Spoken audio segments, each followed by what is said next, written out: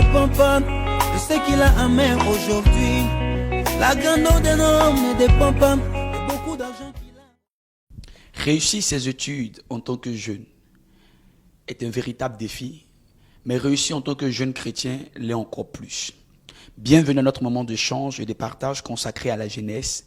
Bienvenue à JDF.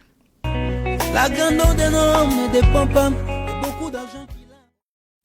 Si vous nous prenez en marche, vous êtes à GDF, entendez par GDF, jeunesse distinguée et en feu. J'espère que vous allez bien. Moi, je vais super bien, en parfaite harmonie, dans une élégante fraîcheur. Et aujourd'hui, encore, nous traiterons d'un thème très important et qui, pour nous, est d'actualité. Réussir ses études en tant que jeune chrétien.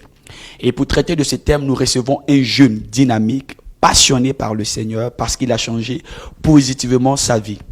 Il est leader de jeunesse chrétienne, il est auteur, il est conférencier et il est coach études. Et nous recevons sur notre plateforme aujourd'hui Célère Oka. Oui, c'est cela. Bienvenue à JDF. Merci, Désiré. Ok, c'est pour nous aujourd'hui un énorme plaisir de te recevoir à notre plateforme d'échange et de partage pour traiter encore de ce thème-là qui est d'actualité, réussir ses études en tant que jeune chrétien. Le plaisir est partagé. Ok, Dieu merci. Eh bien, déjà, on va entrer dans le vif du sujet. Déjà, quelle impression, mais quelles sont tes premières réactions en ce qui concerne ce thème déjà? Qu'est-ce que tu peux dire en ce qui concerne ce thème, réussir ses études en tant que jeune chrétien?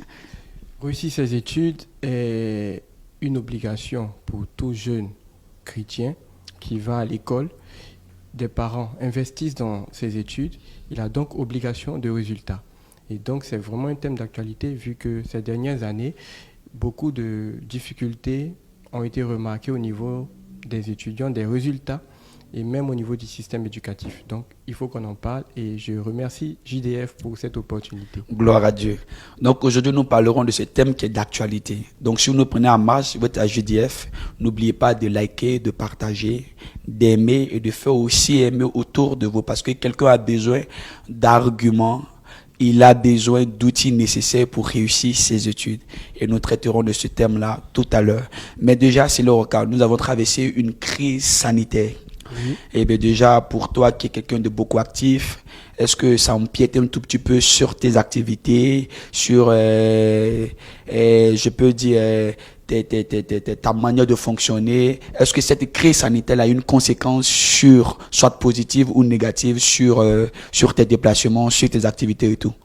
Effectivement, il faut dire que tous les secteurs d'activité, que ce soit dans la société, que ce soit dans le monde des affaires, tous les secteurs d'activité ont été touchés par cette crise.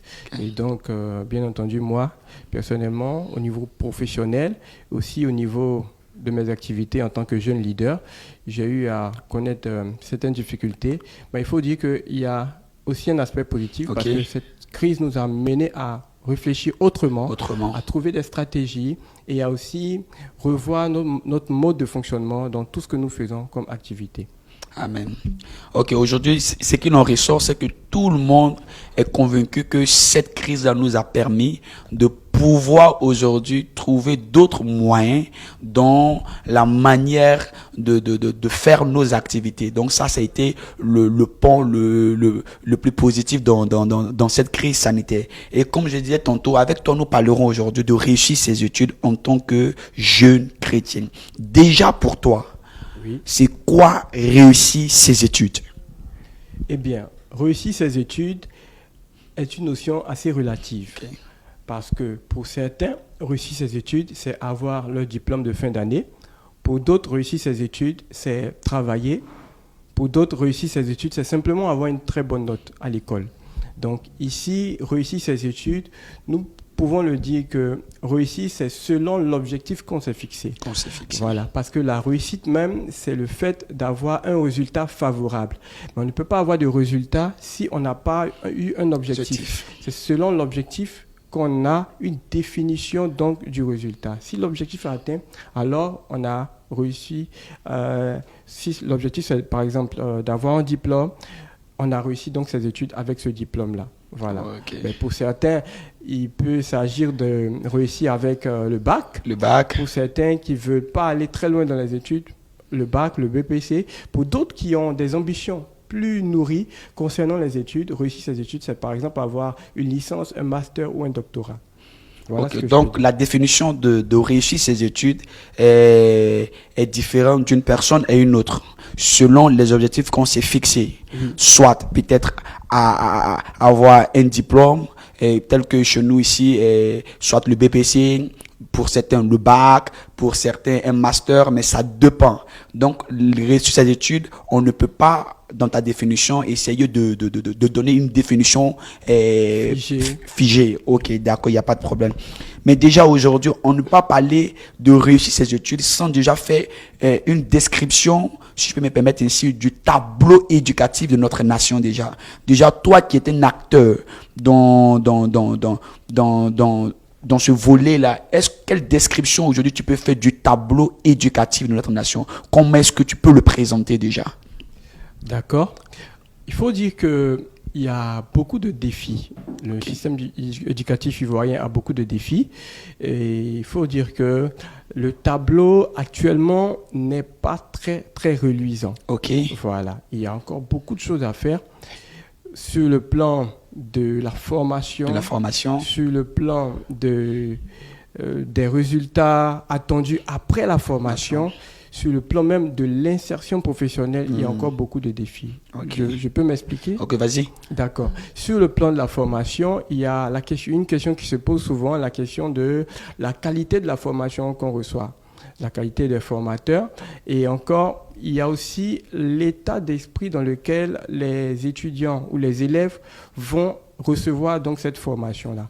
C'est tout ça qui va permettre aux apprenants d'être insérés dans le milieu professionnel, dans le monde professionnel, parce que l'objectif, ce n'est pas seulement d'aller à l'école ou de glaner des diplômes. On est tous d'accord que l'objectif, après les études, c'est pouvoir intégrer la vie professionnelle. Et donc, il faut être efficace, il faut être compétent, et tout ça va passer donc par l'apprentissage, un apprentissage de qualité. Va donner donc des diplômés de qualité. Donc, ce qui n'est pas toujours le cas aujourd'hui quand on regarde le système éducatif. Voilà, il y a beaucoup de challenges encore, il y a beaucoup de choses à corriger, et à tous les niveaux. Il faut préciser que les responsabilités ici sont partagées. Beaucoup disent que quand les résultats ne sont pas bons, c'est la faute des élèves. Ils sont pas très conscients. Il y a d'autres aussi. Les élèves, eux, ils vont souvent jeter les responsabilités au niveau des professeurs. J'ai eu à animer une fois une conférence au niveau du village SOS d'Aboasso. Et je posais pendant 30 minutes, j'ai laissé le temps à tous ceux qui assistaient à cette conférence-là de pouvoir exprimer leurs difficultés. Et je vous assure, 90% ont dit que la faute revenait au professeur. Et donc, je les ai laissés parler, s'exprimer. Et à la fin, je leur ai dit que, vous savez, la faute peut venir d'ailleurs, de d'autres personnes. Mais votre réussite vous appartient à vous. Vous ne devez pas donner l'occasion aux autres, aux professeurs, aux chefs d'établissement, même au système éducatif, d'avoir raison sur votre réussite. Même si les conditions sont difficiles, c'est à vous de trouver le moyen de réussir, de vous adapter donc à la situation dans laquelle vous êtes. Voilà. Certains même rejettent la faute aussi au niveau des parents, parce que les professeurs aussi se plaignent souvent du fait que l'enseignement qu'ils donnent, il n'y a pas de suivi au niveau de la maison. Voilà. Donc, les responsabilités sont partagées. Donc, chacun a sa part de responsabilité. Chacun a effectivement sa part de responsabilité. Déjà, pour toi qui es un acteur important engagé auprès des jeunes, parce que je sais que tu animes des conférences au niveau des écoles, des grandes écoles, des universités, même sur le volet éducatif et tout. Quel est le constat que tu fais au niveau du taux de réussite des chrétiens en milieu scolaire surtout? Est-ce qu'il est bon ou bien est-ce qu'il est mauvais? Parce qu'aujourd'hui, je sais que tu es beaucoup impliqué au sein de la jeunesse, puisque tu es leader de jeunesse chrétienne. Donc, certainement qu'à chacune de tes conférences, il y a forcément beaucoup de jeunes chrétiens qui y participent. À la fin de chaque année scolaire, au vu de ce que tu as déjà commencé jusqu'à aujourd'hui, est-ce que tu penses que le taux de réussite au niveau des jeunes chrétiens est au-dessus de la moyenne ou en deçà? D'accord. C'est une question un peu difficile à répondre, mais je vais essayer de donner autant d'éléments utiles à nos internautes, à nos téléspectateurs. Voilà. Il faut dire qu'il n'y a pas vraiment de structure qui est établi des études. Il y a des structures qui font des études concernant le taux de réussite au niveau, en général, mais pour les chrétiens en particulier, c'est un peu difficile. Mais vu mon constat en tant qu'acteur dans ce domaine-là, avec les tournées, avec des cellules aussi de prière que nous animons de part et d'autre, nous pouvons constater qu'il fut un temps où le taux de réussite en milieu chrétien était très, très, très faible. Très, très faible. Très faible, parce que le chrétien était celui qui mettait plus en avant la spiritualité et il négligeait ce volet. Mais il faut dire que durant ces dernières années, il y a comme de l'amélioration. Il y a quand même de l'amélioration. Les chrétiens même les jeunes commencent à prendre conscience, parce que quand ils vont à l'église, on leur enseigne qu'il faut réussir, que vous devez être la tête et non la queue. Et pour cela, ils sont conscients que pour réussir, pour s'imposer dans cette société, il faut bien sûr avoir un bagage intellectuel, il faut bien sûr avoir des connaissances, des compétences. Donc déjà, ce qui veut dire qu'il y a une prise de conscience aujourd'hui. Contrairement aux années passées, il y a une prise de conscience qui fait qu'aujourd'hui, il y a un taux quand même d'amélioration au niveau du taux de réussite au niveau des jeunes chrétiens. Gloire au Seigneur Jésus, parce que nous croyons que notre objectif, Dieu nous appelle à dominer, à régner dans toutes les sphères d'influence, et dans le domaine éducatif, Dieu nous appelle à être la tête, comme il a dit, et non la queue. Penses-tu aujourd'hui que les jeunes en général, ou encore les jeunes chrétiens en particulier, ont le souci de la réussite dans leurs études? Est-ce qu'ils se soucient aujourd'hui de réussir dans les études? Est-ce qu'aujourd'hui, c'est une nécessité, ou bien c'est une obligation, ou bien c'est un fardeau qu'un jeune a de réussir dans ses études quand il est chrétien, par exemple? D'accord. Il faut dire que Est-ce qu'ils perçoivent la nécessité de la formation? Oui. Il faut dire qu'il perçoit cette nécessité-là. Mais il y en a encore d'autres qui la conçoivent mal. Il faut dire que je vais donner 3 tableaux. Voilà. Il y a le jeune qui va à l'église, mais qui n'est pas réellement converti, et donc qui a encore l'esprit du monde. Et quand c'est comme cela, l'esprit du monde, c'est plutôt une mentalité d'amusement, de distraction. Donc, bien qu'il aille à l'église, mais il n'est pas encore conscient de ce qu'il doit prendre ses études au sérieux. Il y en a aussi qui sont complètement l'inverse, qui sont vraiment engagés, tellement engagés que... Engagés où? Dans le monde ou dans le Seigneur? Dans l'œuvre de Dieu. Dans l'œuvre de Dieu. À l'opposé. Donc, ils sont tellement engagés dans l'œuvre de Dieu que finalement, ils arrivent à oublier qu'ils ont aussi une responsabilité, même vis-à-vis du Seigneur, de réussir. Parce que Dieu aussi les attend. Et c'est aussi même servir Dieu que de réussir dans les études. Ah oui, je veux que tu répondes un tout petit peu cette partie-là. D'accord. Quand tu dis qu'ils ont une responsabilité vis-à-vis du Seigneur de réussir, parce que je pense qu'aujourd'hui, beaucoup de jeunes ne sont pas conscients de cette responsabilité qu'on a vis-à-vis du Seigneur de réussir dans nos études. Donc, je veux que tu essaies un tout petit peu d'aller en profondeur au niveau de ce petit point-là, si c'est possible. D'accord. Vous allez prendre, par exemple, l'exemple de quelqu'un comme Daniel. Daniel est allé à Babylone. Waouh, j'aime cet exemple-là. Daniel est allé à Babylone, il était encore tout jeune, et on va lui présenter une certaine situation. On va lui dire, on change ton nom. On va lui dire, désormais, voici les mets que tu dois consommer. On va lui dire aussi, à côté de cela, on va lui dire aussi... Ils ont beaucoup d'interdits, au fait. Voilà. Donc, au fait, ce que je veux dire par là, c'est qu'on va lui imposer un certain nombre de choses. Parce que, étant à Babylone, c'est l'image du monde. Du monde. Voilà. Donc, comme certains le disent, nous sommes dans le monde, mais nous ne sommes pas du monde. Voilà. Donc, on va lui imposer un certain nombre de choses. Mais il faut qu'on retienne quelque chose, c'est que Daniel, il a su faire la part des choses. Ce qui était de Dieu et ce qui n'était pas de Dieu. C'est-à-dire que consommer la nourriture, c'était pas de Dieu. C'est vrai, on a changé son nom, il n'y a pas de souci, mais lui donner certaines habitudes qu'il n'avait pas en tant qu'enfant de Dieu, il a su faire la différence entre ça et puis ce qu'il devait faire. Donc, il a fait ce qu'il avait à faire comme travail, et par la suite, on a reconnu que Daniel avait un esprit supérieur. Il avait la sagesse, l'intelligence, même en sciences et en lettres. Dans tous les domaines, dans toutes les questions. 1, vous allez découvrir dans le chapitre 1, je crois, à partir du verset 17. Donc, il avait réponse à tout. Et vous allez constater que même dans son évolution, même dans sa croissance, Daniel a été utile à tous les chefs. À tous les chefs qui ont régné sur Babylone, sur pratiquement 4 gouvernements, Daniel était là. Pourquoi? C'est parce qu'il ne savait pas seulement prier. Yes. Mais en plus de savoir prier, il avait de la connaissance. Il était ouvert. Pareil même pour Moïse, la Bible déclare en Actes chapitre 7, verset 22, que Moïse était instruit dans toute la sagesse d'Égypte.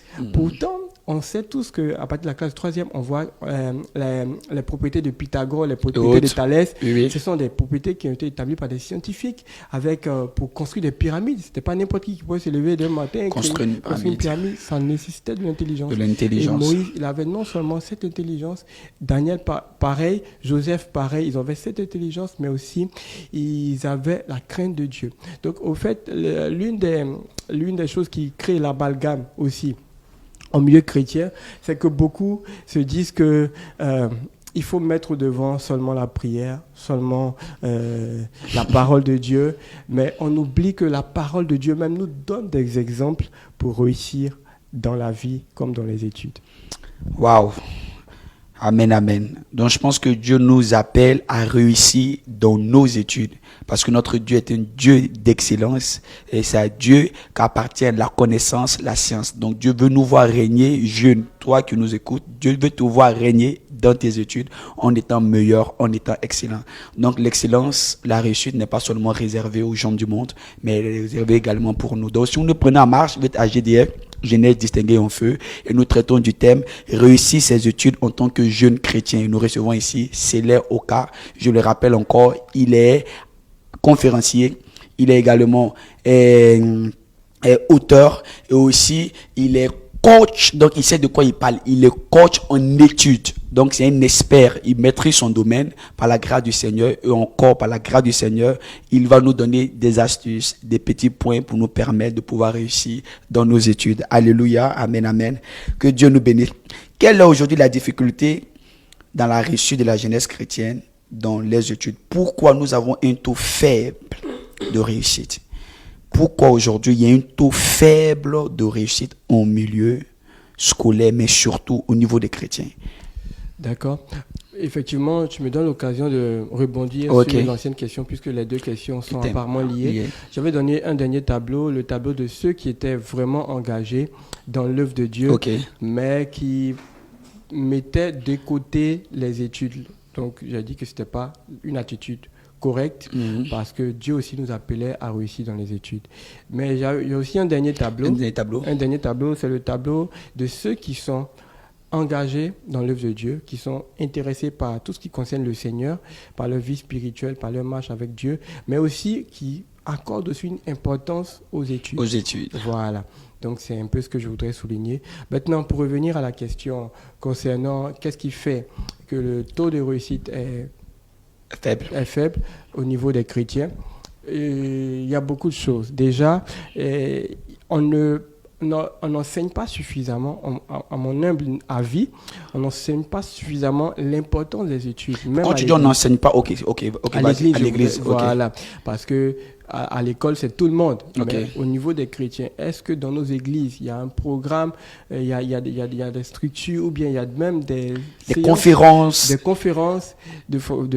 ateliers de formation, effectivement, où on amène les jeunes à s'intéresser aux études. Parce que généralement aujourd'hui, c'est prière, programme de prière, programme de louange, évangélisation. Ça, c'est bien. Prière. Donc, je voudrais ici attirer l'attention de nos pères, de nos pasteurs, afin qu'ils puissent aussi s'intéresser à cela. Vu que ceux qui vont aujourd'hui à l'école, les jeunes, les enfants même, sont l'avenir de l'Église, il faudrait qu'on puisse cultiver, on puisse entretenir cette relève-là, cette jeunesse-là, afin que cette jeunesse-là soit plus tard la force de l'Église. Parce que un jeune qui est instruit, un jeune qui réussit, demain quand il va travailler, il doit d'abord faire bénéficier des fruits de ses compétences, de ses connaissances à l'Église. Ce n'est pas seulement financièrement, mais aussi au niveau de son savoir-faire. Voilà, aussi au niveau de son savoir-faire, même au plan financier. Donc, nous voulons vraiment encourager tout le monde, tous les responsables de nos communautés, à pouvoir aussi faire la promotion des études, même au sein de nos églises. Par des conférences. Par des ateliers. De tout type, quand même. Oui, et même aussi en félicitant. En fin d'année, il est important de féliciter, de donner même des prix Au niveau, même à l'église. Ok, Voilà. ça c'est une bonne Voilà, astuce. dans ma communauté, comme ça se fait. Et je suis content de cette initiative-là que l'homme de Dieu a eu dans ma communauté, de pouvoir récompenser les premiers, les admis aux examens. Il faut que ça se fasse, De telles choses pour encourager les jeunes, les enfants à prendre je pense que c'est vraiment quelque chose de très très important ce que tu viens de dire là, parce que généralement aujourd'hui on ne met pas en avant par ces moyens-là l'excellence, par exemple en récompensant des élèves qui ont réussi à leurs examens. Et ça c'est quelque chose de vraiment très très important, parce qu'il faudrait, pour valoriser les études, trouver, surtout quand on est jeune, des astuces qui vont amener ces jeunes-là à s'intéresser à leurs études. Ça, c'est vraiment important. Je pense qu'on va pouvoir avoir l'opportunité encore de revenir sur ce point-là. Maintenant, déjà, j'ai une autre question. Comment on fait face à ce déficit au niveau du taux de réussite? Quelle est la formule? Ou encore l'attitude? Ou encore le comportement? Toi, surtout, qui est engagé dans ce domaine, comment réussir concrètement ses études en tant que jeune chrétien? C'est une question qui est très très vaste. Nous allons donner les points essentiels. Voilà. Réussir ses études en tant que jeune chrétien va passer d'abord par, comme je l'ai dit tantôt, une prise de conscience. Une prise de conscience. C'est impératif. Il faudrait que le jeune chrétien prenne conscience de ce que, en tant que chrétien, il se doit de réussir. Déjà, même sans être chrétien, tout jeune doit faire honneur aux parents qui s'occupent de lui, aux parents qui lui permettent d'avoir un cadre pour étudier. Et donc, il doit pouvoir faire honneur aux parents. Donc, il doit savoir que sa réussite, comme je dis, la prise de conscience, c'est déjà de prendre conscience qu'il doit réussir. Et pour lui, mais pas seulement pour lui, pour sa famille, même pour sa nation, il doit être quelqu'un qui pourra être un exemple, quelqu'un qui va aider d'autres générations, encore même après lui. Voilà. Et donc, pour réussir ses études, qu'est-ce qu'il faut? Donc, en plus de la prise de conscience, nous pourrons dire qu'il faut déjà travailler.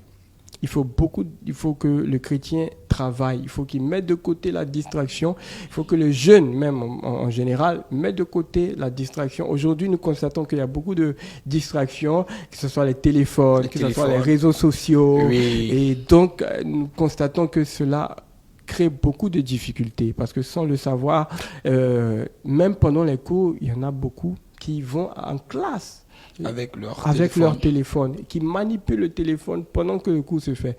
Vous êtes d'accord avec moi que dans ces conditions-là, l'apprenant ne peut rien comprendre de ce que le professeur va faire. Et s'il n'a rien compris en classe, pendant les révisions, pendant les préparatifs des examens, des compositions, il aura encore plus de difficultés. Là encore, il faut se poser une question, parce que si en classe, là où il y a le professeur, là où tout le monde est là pour étudier, et pour suivre le cours, il arrive à manipuler le téléphone, et à la maison où il n'y a personne.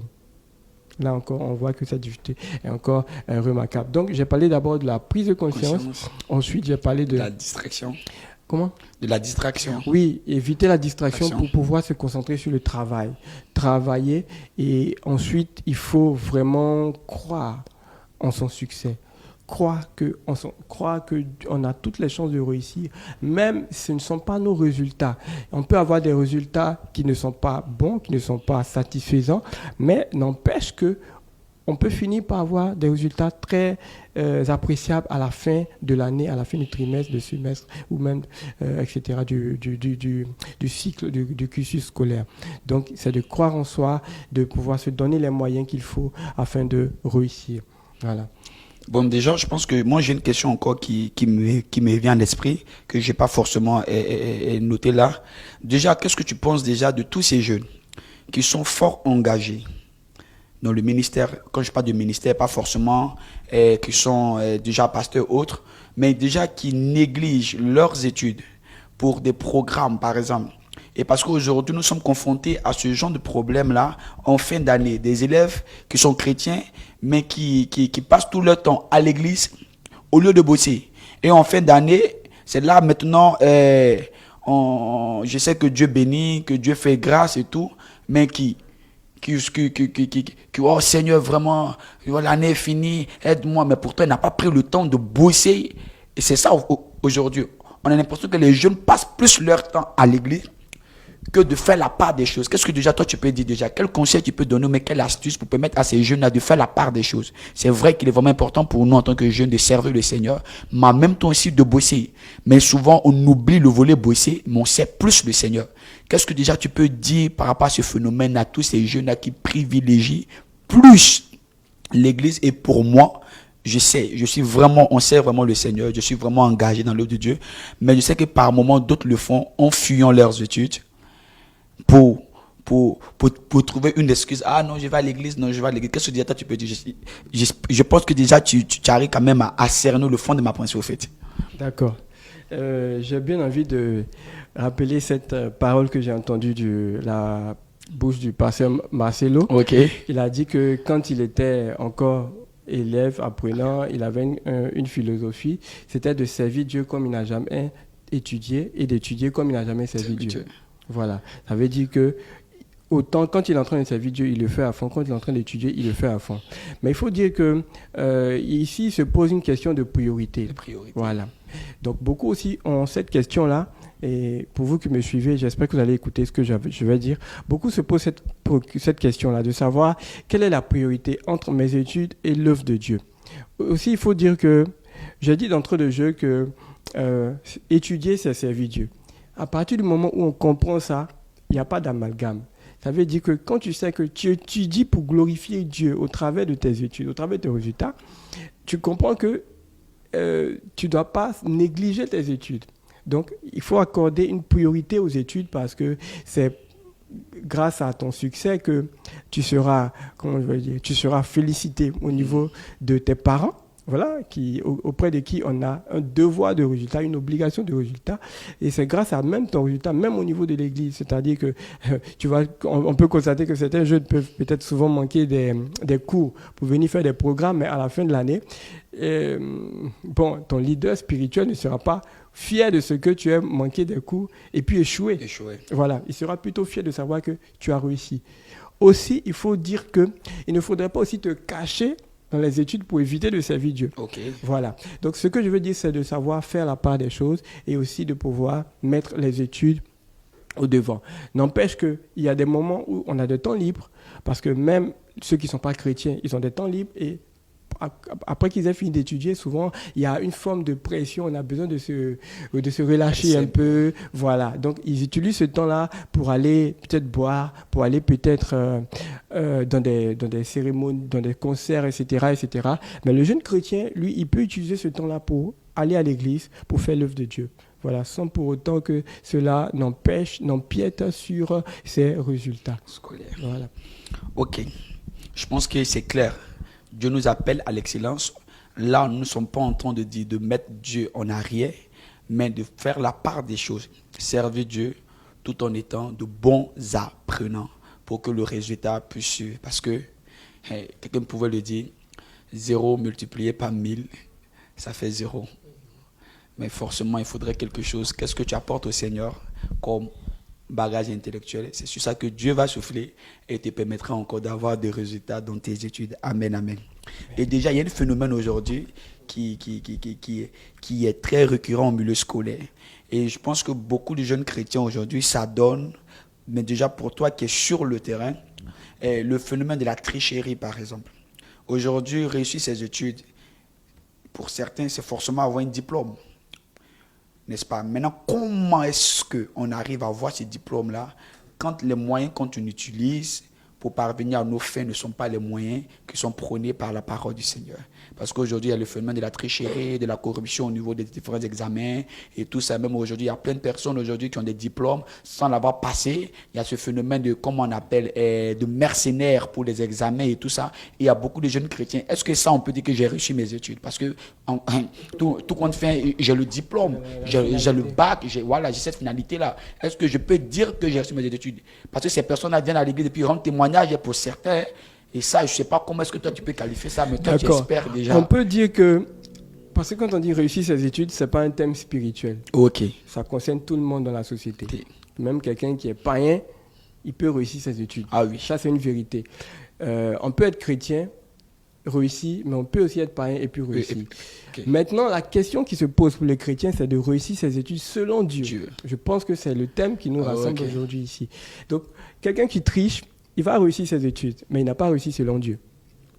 Et il faut dire que la vie ne s'arrête pas qu'aux études.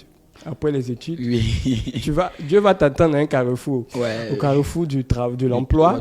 Même après l'emploi, il y a encore d'autres défis. Donc, il est vraiment nécessaire de pouvoir se conformer déjà dès le départ à la voix de Dieu, à la parole de Dieu, qui proscrit tout ce qui est méthode, stratégie de tricherie.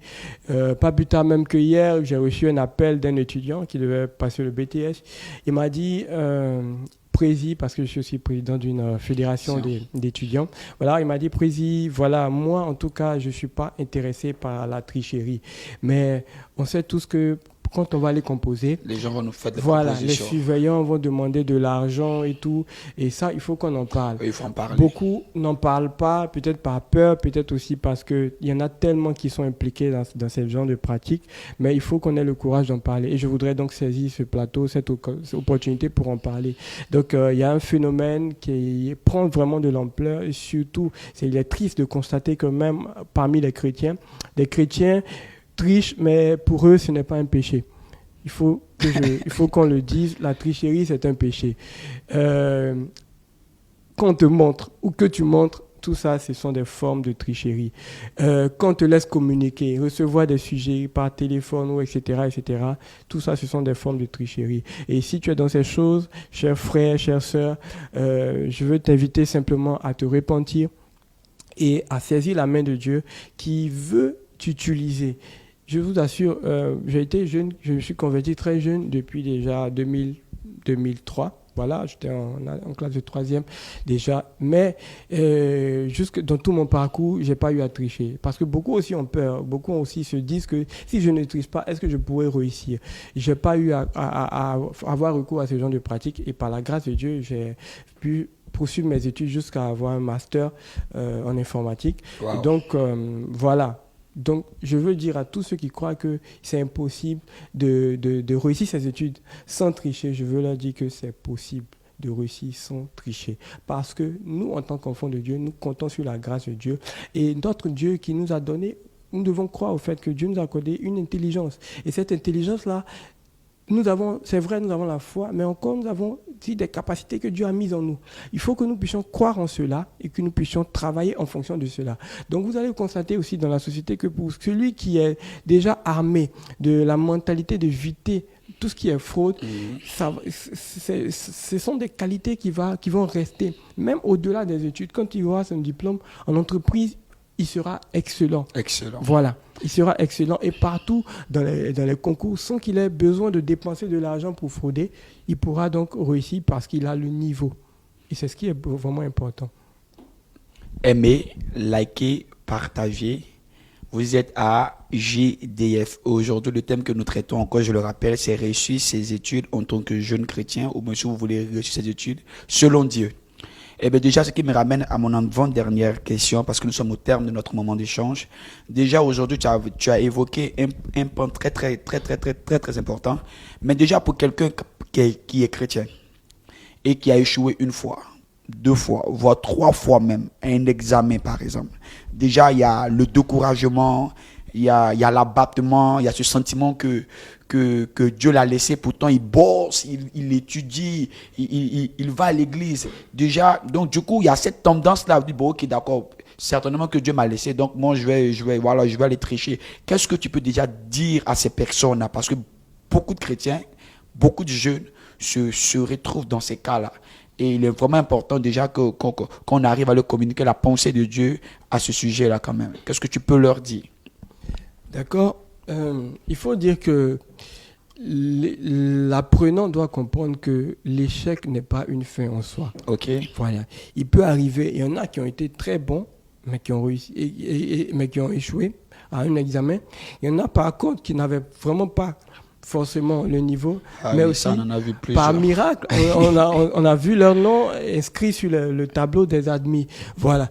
Toujours est-il qu'en tant que chrétien, il faut comprendre que notre vie est entre les mains de Dieu. Bien sûr, en tant que chrétien qui pratique la volonté de Dieu, bien sûr, je ne veux pas dire que tu ne vas pas pécher et tu ne vas pas tromper Dieu et puis après t'attendre à ce que Dieu fasse toujours des miracles dans ta vie. Non, mais en tant que chrétien, tu dois croire que ta vie est entre les mains de Dieu.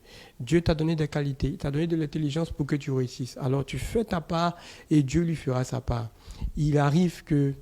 Il peut arriver pour certaines personnes ou à certains moments qu'on connaisse l'échec, mais est-ce qu'on a déjà eu à l'esprit de tirer des leçons de cet échec?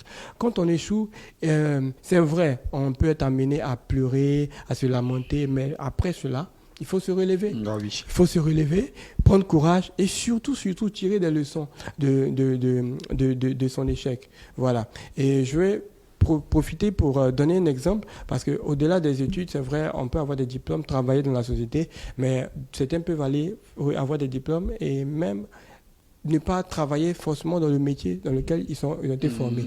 On ne va pas dire qu'ils ont échoué aux études. Oui, ça c'est vrai. Ils ont réussi les études parce qu'ils ont peut-être répondu à un appel, voilà, l'appel peut-être d'être homme d'affaires, femme d'affaires, etc. Et certains même réussissent dans ce domaine-là. Voilà, et donc les études constituent, j'ai envie de dire, un moyen qui les aide à pouvoir utiliser leurs connaissances qu'ils ont acquises à l'école dans leur nouveau domaine d'activité. Donc, ce que je voudrais dire, c'est que déjà, et donc, après le résultat, voilà, une attitude aussi, comme pour ceux qui vont après les études, entrer dans le monde des affaires, il faut dire que tout n'est pas toujours facile. Okay. Tu peux entreprendre et après rencontrer des difficultés après ta première affaire. Est-ce que tu dois te décourager? Non. Non, tu dois encore redoubler de courage, tirer des leçons et puis après t'engager à encore mener l'affaire comme il se doit pour pouvoir la mener à réussir. Donc tous les grands entrepreneurs, tous les grands milliardaires américains que vous connaissez, c'est ainsi, ont connu forcément des échecs.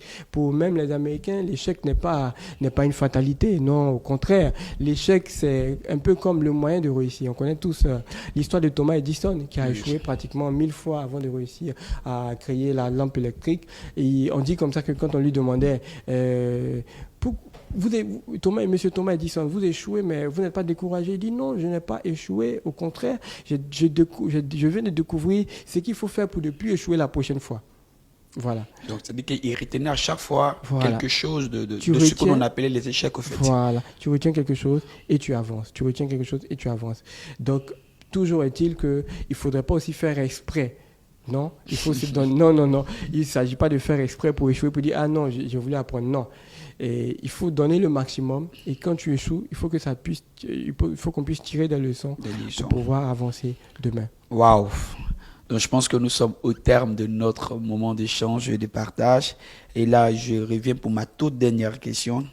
Aujourd'hui déjà, quel est pour toi en quelques mots, quel est l'avantage de réussir dans ses études en tant que jeune chrétien? Quelle est la place de la formation? Ou encore, que penses-tu de tous ces jeunes qui banalisent leurs études? Donc c'est une question à trois volets. Une question à trois volets.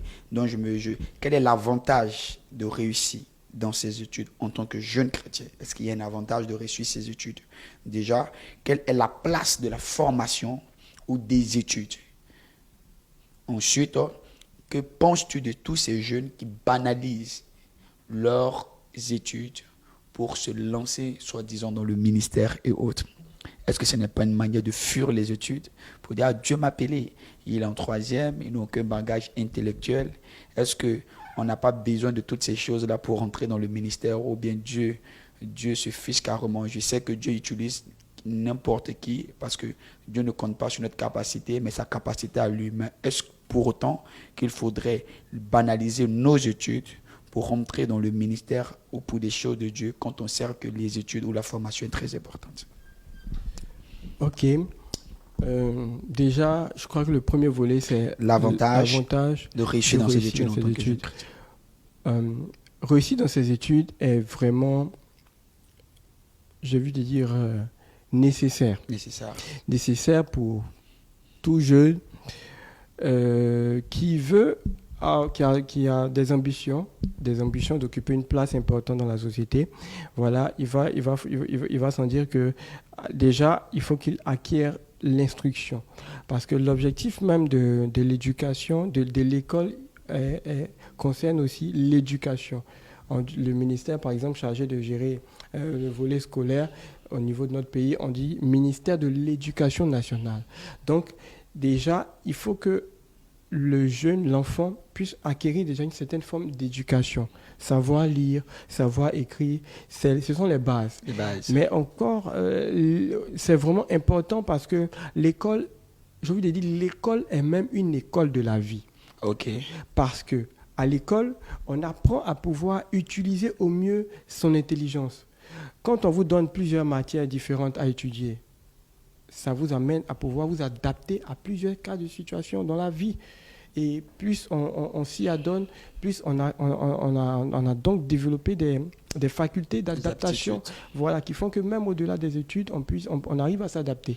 Encore plus loin, l'école t'éduque parce qu'il y a le professeur qui est là, il y a des responsables d'établissement à qui on doit le respect. L'école apprend aussi le respect. Et en plus de cela, l'école te donne une connaissance sur la vie en général, sur le monde dans lequel on est. L'école nous permet donc d'avoir une connaissance de ce qui concerne la réalité, le monde dans lequel nous vivons.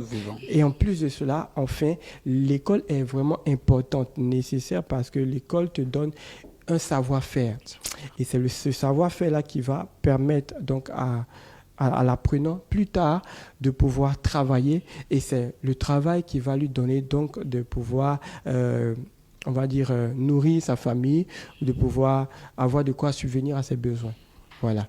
Maintenant, il y a aussi une petite question, il y a aussi une petite chose, parce que beaucoup de gens se disent que est-ce que c'est, je sais pas, tout le monde qui sont riches, qui sont prospères, qui ont réussi dans les études.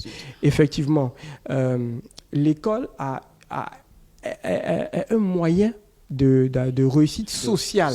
Voilà. L'école est un moyen la réussite dans les études est un moyen de réussite sociale. Mais il faut être franc, l'école n'est pas le seul moyen de réussite sociale. Cependant, l'école contribue énormément à la réussite sociale.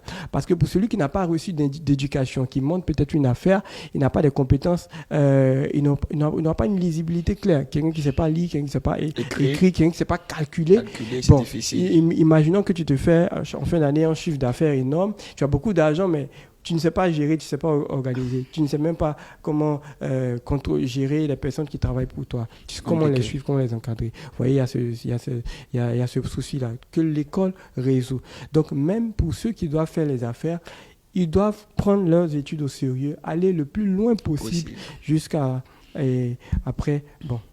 Voilà. Ok, donc je pense que déjà tu as répondu à la question de quelle est la place de la formation déjà. Donc, pour dire que la formation est très très importante. C'est vrai que même si on n'est pas tous appelés à réussir ou bien à s'insérer de manière professionnelle et sociale au travers des études, mais néanmoins la formation et que nous donnent nos études est très très important dans la mesure où elle nous permet d'avoir des compétences telles que la gestion des hommes, la gestion des finances et autres. Donc, tu peux peut-être ne pas réussir dans tes études, mais la formation, les études sont très très importantes pour te permettre d'aller loin dans ta profession, dans le métier que peut-être que Dieu t'aura permis d'embraser plus tard dans l'avenir.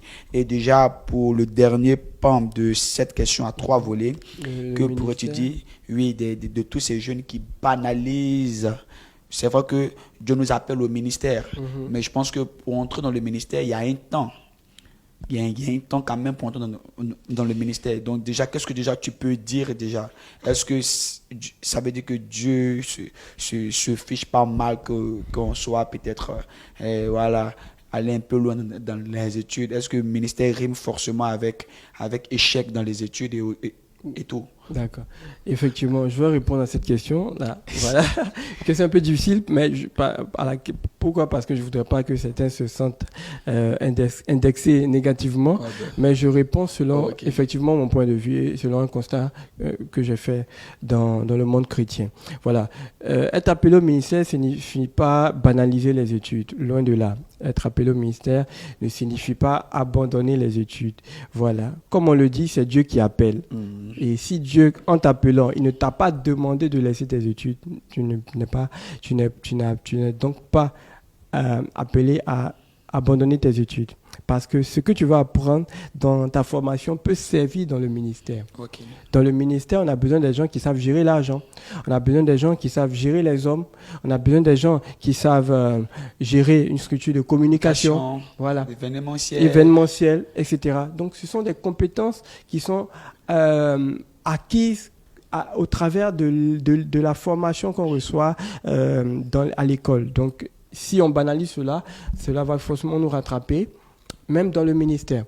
Donc, un appel, on peut être appelé, certes, mais n'empêche qu'on se doit de réussir dans les études. On se doit même de réussir professionnellement. Voilà, je connais plusieurs personnes qui ont réussi. Et l'un des exemples qui m'épate le plus, c'est quand j'ai appris que l'un des pères du réveil au Nigeria, qui est un homme de Dieu très connu, le bishop Benson Idaoussa, voilà, on m'a dit qu'il travaillait même pendant qu'il était encore dans le ministère. Parce que j'ai lu même l'un de ses ouvrages où il travaillait dans une entreprise de chaussures qu'on appelait Bata. Et il a gravé tous les échelons, c'est-à-dire de simple employé jusqu'au niveau des directeurs. Wow. Donc vous voyez que c'est quelqu'un déjà qui avait une connaissance, qui maîtrisait même son domaine. Ouais. Et même si je ne me trompe pas, je pense qu'il y a l'un des pasteurs, mais présentement, si je peux me permettre de citer son nom, je pense que c'est Yves Castanou, qui occupe un grand poste au niveau du Congo, dans la communication et tout. Oui, responsable de l'agence de régulation des télécoms, le pasteur Yves Cassano. On a même l'exemple du bishop Dag Ewadmis au niveau du Ghana, qui est médecin. Voilà, il dit que même, c'est vrai, il est vraiment occupé dans l'œuvre de Dieu avec plus de 1500 églises dans le monde, mais il dit que il trouve quand même du temps à exercer, pas forcément pleinement, mais à ces temps perdus. Donc il faut dire que même pour ceux qui abandonnent souvent les études ou bien le travail pour servir Dieu, sans que Dieu ne leur ait donné cette instruction-là, même dans le ministère, il faut dire que c'est triste de le dire, mais il faut quand même qu'on le dise pour aider encore les jeunes, parce que cette émission, je suppose qu'elle est là pour aider encore les jeunes à pouvoir faire le bon choix. Donc certains, dans le ministère, rencontrent des difficultés, notamment sur le plan financier, des difficultés auxquelles ils ne seront peut-être pas confrontés s'ils avaient continuer leurs études et travailler, exercer un métier. Voilà. Donc, le métier qu'ils exercent peut leur aider. Pas que Dieu ne finance pas son œuvre, non, loin de là. Mais Dieu finance son œuvre selon qu'il a prévu. S'il a prévu financer cette œuvre au travers de ce que tu reçois, par exemple, dans ton travail, tu ne le sais. Donc, ce n'est pas à nous de décider à la place de Dieu. Donc, c'est un peu ce que je voudrais dire. Ok, d'accord. Je pense que nous sommes au terme de cette émission, par la grâce du Seigneur déjà. Et en conclusion, quel est ton mot de fin? Qu'est-ce que tu peux dire? Réussir ses études en tant que jeune chrétien, c'est possible? Oui, c'est possible. C'est possible. C'est très possible. C'est très, très possible. Oui. Ok, déjà, d'accord. Je pense que tu as également écrit un ouvrage qui est en 2 volets sur ce thème-là.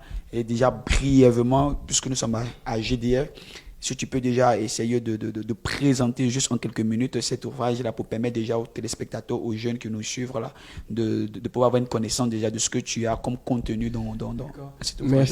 Merci déjà Désiré et à toute l'équipe de GDF pour cette opportunité.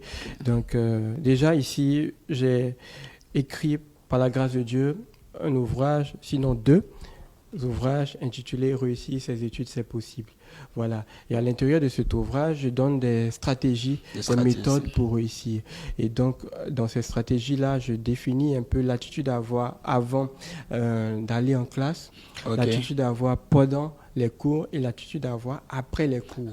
Parce qu'en général, la vie de l'élève est résumée par ces 3 étapes-là. Il y a avant le cours, pendant le cours et après le cours.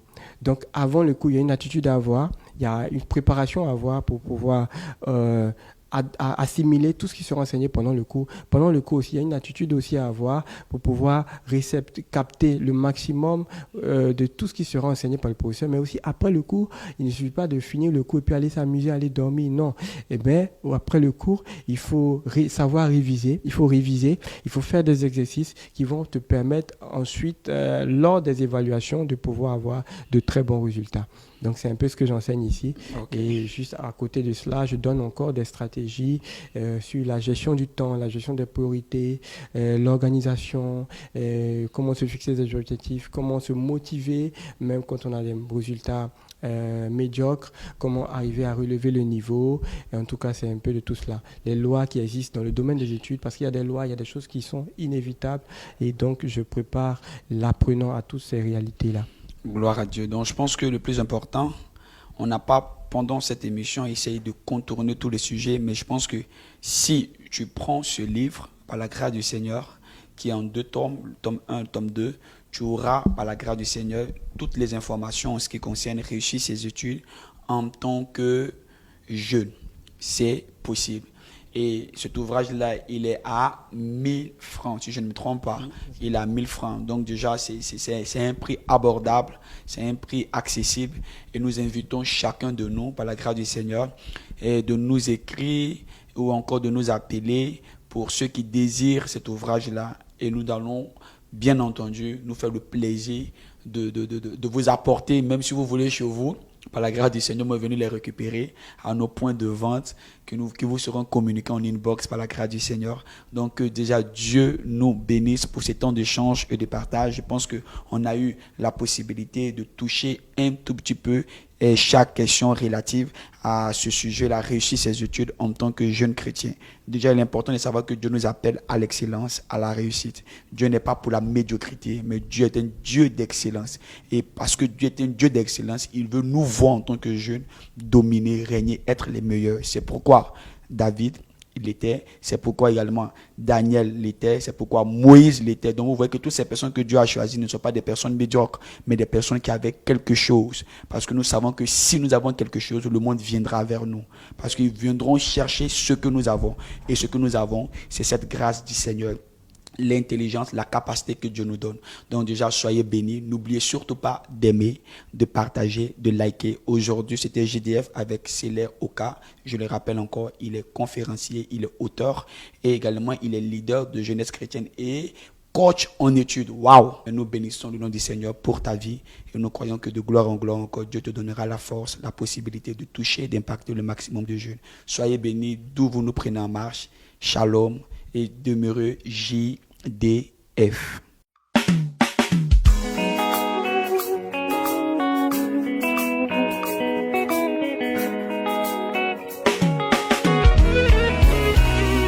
La grandeur d'un homme ne dépend pas de ce qu'il a à main aujourd'hui. La grandeur d'un homme ne dépend pas